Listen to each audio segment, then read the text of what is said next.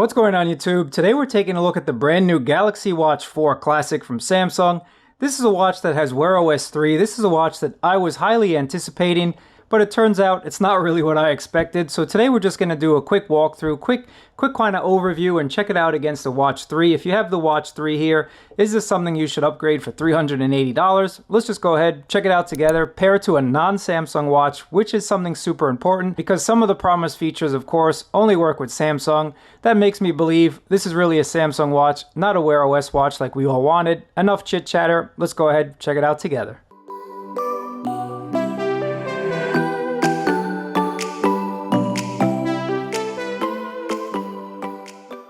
Inside the box, guys, this is what you can expect to see. You do get the Samsung Galaxy Watch 4, and let's just boot it up right now, see if we have any juice. There it is. Let that boot up for a little bit. So it does charge wirelessly with their little wireless puck here, and if you have one of Samsung's other chargers that also charges the watch, you can use that as well.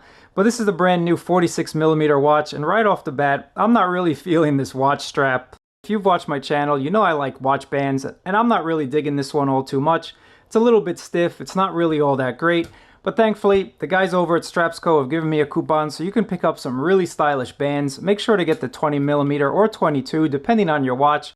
This here uses a 20mm style band. Check my link down below for StrapsCo. If you buy 2 bands, they're going to throw in a third one absolutely free. So check out my link down below because you're definitely going to want to switch this up. Get a leather band, get a metal band, whatever more suits your needs. Go ahead and swap this out ASAP because this is not a very comfortable feeling band, at least not in my opinion. But this is the watch, guys, Galaxy Watch 4, and as I mentioned, we're going to pair it up with a non-Samsung watch. So if you've never done that before, this is how you're going to do it. I happen to have the Pixel 5a right here. Now again, I really thought this was a Wear OS 3 type of watch, but it clearly isn't. You still need to get all of the plugins necessary to make this watch work. If this was a true Wear OS watch, guys, all you'd have to do is go ahead and open this up, and it would find the Galaxy Watch 3 here. But you can see it's not finding anything. So again, I'm not knocking the watch. I'm just stating facts that a lot of you might know. A Wear OS watch should work with the Wear OS app, but that's alright. It's still going to be a great watch after all. In order to get this watch to work, you're going to have to download a bunch of applications. You're going to have to download Samsung Health. You're going to have to download the Samsung accessory service. So it really is a Wear OS watch underneath, but a Samsung watch first and foremost. As I'm installing the plugin for the watch, I just want to give you some of the key specs. Again, this is the classic watch, and it is the 46mm edition. It's a little bit larger than the 45mm that I have here, even though I have a bezel protector on the 45. It's still just a little bit larger than the older watch was. You also get a new processor in here, which is the Exynos W920, so I'm excited to see a Wear OS watch get away from Qualcomm, really. 1.4-inch Super AMOLEDs, the same that was on the Watch 3. The battery and the RAM and the storage has been beefed up a little bit. 361 milliamp hour versus 340. You also get 1.5 gigabytes of RAM and 16 gigabytes of storage. So that's up from the 1 gigabyte and 8 gigabyte of storage on the Watch 3. And it also is a little bit thinner. So let me just show you that right over here.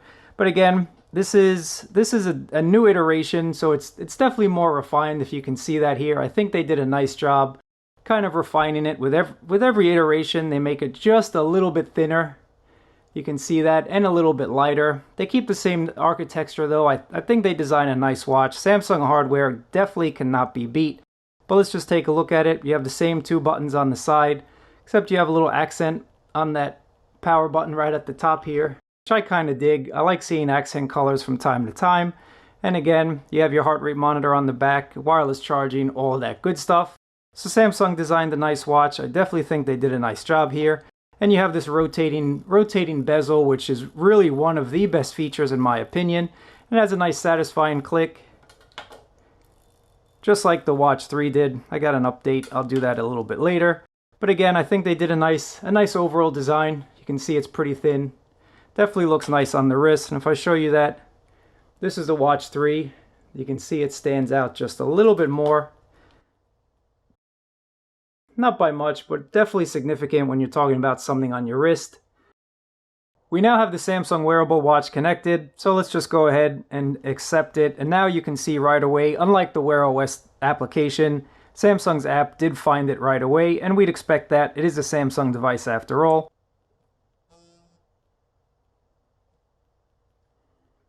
So now again, there's a lot of plugins, so we do have to install the plugin here. Let's click install on this plugin. Give the watch plugin access to all of my notifications. Now we have to get Samsung Health for more of the features and benefits. Let's go ahead and sign into my Samsung account. Here's one feature that I wish Wear OS, real true Wear OS watches would adopt, and that's to restore your watch from a backup. Anytime you switch a Wear OS watch to a new device, you have to completely reset it. And honestly, that's just a little bit of a pain, so I like that Samsung's letting you back up from a previous watch. Actually, as we're waiting for this to finish up, guys, this is $380, and if you were looking for the Watch 3, a lot of people are selling these because they bought this one, and you can pick this up for about $180, maybe even less. Check my link for Swappo where you can find a great deal. But is this really worth twice the price? At almost twice the price, should you upgrade or should you choose this over another watch? Well, that really depends on you. I always tell you guys, buy a product, buy tech for what's in it right now, not for what's promised later. So supposedly this is going to get the Google Assistant at some point. I don't really know when that is, but I do like the fact that it has Google Maps, and I also like the fact that you can finally get YouTube Music on this watch. So again, don't buy this hoping that the Google Assistant is going to be turned on, be activated on this watch tomorrow, because it might take a couple months. Who really knows? But this is the setup process, guys. It's going to give you a little tutorial on how to use it. If you ever use a smartwatch, this is something pretty simple. You can go ahead and swipe up, and you can swipe down. This is the watch. It's finally all set up, and I actually like it. Again, Samsung makes some really nice screens. They make some really nice tech.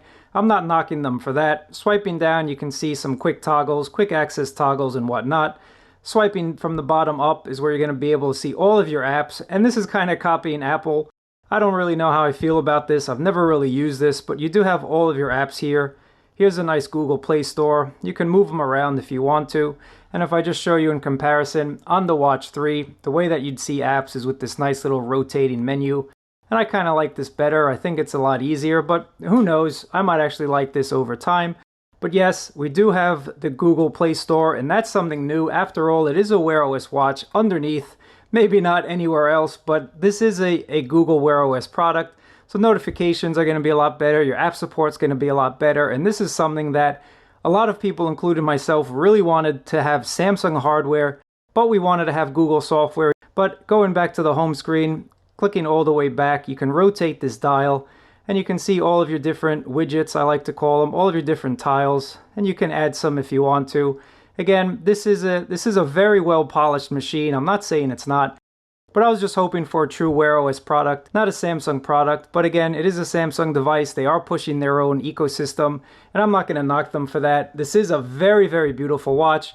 I'm just not sure I'm going to keep it. I'm just not sure it's worth $380.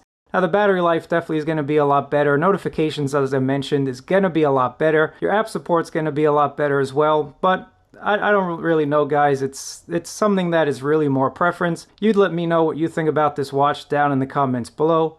And if we just cycle through some of these watch faces here, you can see some pretty cool ones. Now I'm just kind of curious. Let me go back to the App Store. Here are all of your Wear OS watch faces, and I'm definitely excited about that. I have a lot of watch faces in general, but I also have a lot of Wear OS faces that now I can use on this beautiful screen. One of my favorites is called Looks, and I'm going to show you why I like that once it finishes downloading. The application support's going to be a lot better than it was on Tizen. And already you can see all of the apps on my phone that have a compatible Wear OS app, Samsung Galaxy Watch 4 application. You can see that right over there, guys. So again, I'm excited about this. I think it's a good step forward. I'm not too sure if this is going to really sway me over to the Galaxy Watch 4 as my main watch. I want something a little bit more Wear OS first and foremost, but it is a beautiful design. It is a beautiful watch. It looks like you can get Google Pay on here, which is great because I'm not really using Samsung Pay. Now, that's my main gripe again with a Samsung product on Wear OS is just because I have to install all of these Samsung applications. And of course, they do want you to use Samsung Pay, but I'm definitely going to put in Google Pay because that's what I use most often. One of the most used apps on my phone is Google Maps, and I am happy that it's here. Because when you're out and about and you're in a new town or you just want directions, you get a nice little vibration and it'll let you know when to turn and whatnot. You can zoom in, you can zoom out. So I'm not going to really zoom into my actual location here, guys. But if you go in and you select somewhere that you might want to travel to, let's just go ahead and start a navigation, start a trip. So you can see I get turn-by-turn directions to wherever I want to go.